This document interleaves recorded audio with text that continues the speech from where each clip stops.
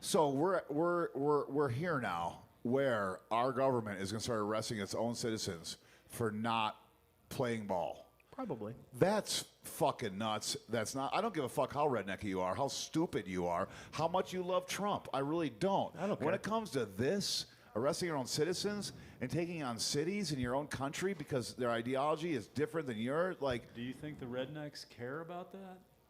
Not at all. No. They don't care if Trump goes in and arrests a bunch of blue city people who are But that obstructing can't- the ability of the federal It's a government huge minority to of deport people.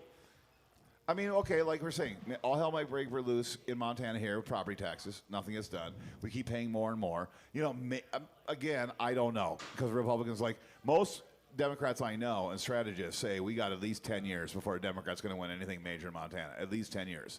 Even Fern says that. It's like Democrats could take the House in Montana next election. I think if they could. wanted to. okay, all right, Mike.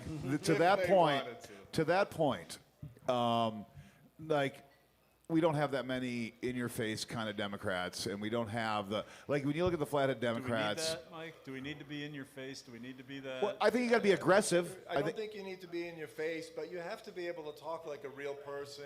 Right. You know, and you got to stop this policy and debate that you got to be this tall to get this thing and this tall to you know, you got to work for just Montanans. Right. And working guys and working women. I mean, that's the part that Democrats are kind of missing is they're focusing on Medicaid. Great program to focus on. But look, Right. who in here is on Medicaid? You know, I know No. it helps our hospitals and it does good things like that, but those are intangible things that folks can't come to terms with.